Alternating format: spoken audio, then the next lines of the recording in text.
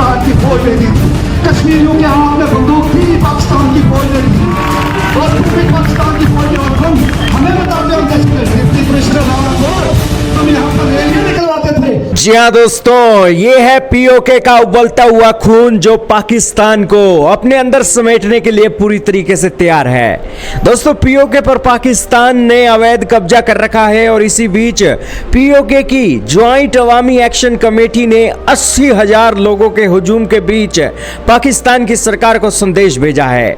संदेश है कि साडा हक इत्थे रख, यानी कि पीओके के संसाधनों का इस्तेमाल करके जो पीओके के लोग हैं उनको एक संसाधनों का लाभ मिल सके। दोस्तों, इनकी आवाज और मांग 38 सूत्रीय है, यानी कि 38 मांगों को लेकर अड़े हुए हैं और सरकार से ये मांगे मनवाना चाहते हैं। पिछले 24 दिनों से इनका आंदोलन शुरू हुआ है, पूरी शांतिपूर्ण तरीके से इनका आंदोलन है, लेकिन इसको कुचलने के लिए पाकिस्तान की सरकार एडी से चोटी का जोर लगा रही है। दोस्तों, कौन कहता है कि इस इलाके के अंदर पाकिस्तान का दबदबा नहीं है? यहां पर सरेआम पाकिस्तान की सरकार इस इलाके के अंदर अपना दखल दे रही है। यही कारण है कि जेएएसी ने अपना मोर्चा संभालते हुए हजारों की भीड़ के हुजूम में पाकिस्तानी सेना को टेररिस्ट फौज बोल दिया।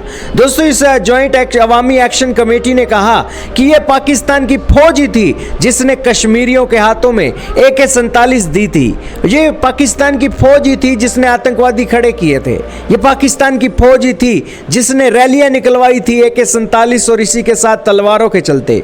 दोस्तों, भारत की मीडिया में एक खबरों को देखकर डर फैलता था कि पाकिस्तान के अंदर एक जो बंदूकधारी एक ग्रुप है वो एक ट्रेनिंग ले रहा है और कभी भी भारत के अंदर हमला कर सकता है। ये सारी चीजें पीओके में होती थी और पाकिस्तान की फौज कराती थी। आज कच्चा चिट्ठा उसका खोल रहा है पीओके। पीओके के अंदर ये कमेटी 80,000 लोगों के सामने कह रही है कि पीओके के लोगों का हक उन्हें मिलना चाहिए। दोस्तों, इन्होंने 38 सूत्रीय मांग क्या रखी है, उसकी सबसे महत्वपूर्ण मांगे आज आपको बताते हैं। पीओके विधानसभा में पाकिस्तान में रह रहे कश्मीरी शरणार्थियों के लिए आरक्षित 12 सीटों को पूरी तरीके से खत्म करने की मांग की है, क्योंकि इसका इस्तेमाल इस्लामाबाद द्वारा चुनाव में हेरफेर करने के लिए किया जाता है और वो आरक्षित सीटों का विरोध कर रही हैं। इसके अलावा स्थानीय स्तर पर पैदा होने वाली हाइड्रो पावर की बिजली के दाम तय करने और सस्ते आटे की मांग भी ये कर रही हैं। नौकरियों में बाहरी लोगों का कोटा खत्म कर स्थानीय युवाओं को रोजगार देने के लिए ये अड़े हुए हैं और इलाके की लकड़ी की तस्करी रोकने और स्थानीय संसाधनों पर पहला हक देने की मांग पर भी अड़े हैं। इन्होंने ये सीधी स्पष्ट लैंग्वेज के अंदर कहा है कि ये पीओके पाकिस्तान के बाप की जागीर नहीं है, इसके ऊपर पीओके के लोगों का हक है और पीओके के लोगों को इनका हक मिलना चाहिए। दोस्तों, आज के सोशल मीडिया के जमाने में इनकी आवाजें भारत तक भी पहुंच रही हैं। यही कारण है कि पाकिस्तानी सेना के हाथ पांव फूले हुए हैं कि आखिरकार इस विरोध को वो कैसे बंद कराएं। पिछले 24 दिनों से पाकिस्तान की सेना स्ट्रेटेजी पर स्ट्रेटेजी घड़ रही है, लेकिन पीओके के लोगों के ऊपर कान पर जू भी नहीं सरक रही है, क्योंकि पीओके के लोग आजाद हैं और भारत का एक वो अभिन्न अंग है।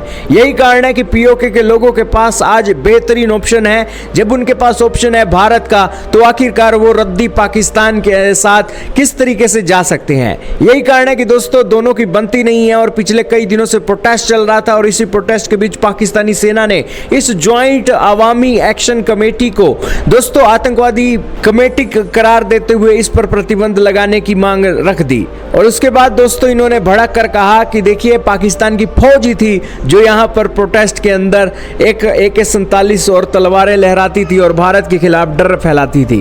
तो यहां पर दोस्तों उनका कच्चा चिट्ठा खोल कर रख दिया है और कह रहे हैं कि ये आतंकवादी कहलाने वाले लोग हैं कौन? हम इस जमीन के वारिस हैं और हम अपनी जमीन के वारिस के चलते हम अपना हक लेकर रहेंगे। खैर, पीओके के इन विरोध प्रदर्शनों से एक बात साफ हो गई है कि वो पाकिस्तान की सेना और पाकिस्तान के लीडरों को अपने जूते की नोक पर रखते हैं और अपने हकों के लिए वो शांतिपूर्ण तरीके से डिमांड कर रहे हैं और 24 दिनों से लगे हुए हैं। आपका क्या मानना है, कमेंट सेक्शन में बताइएगा।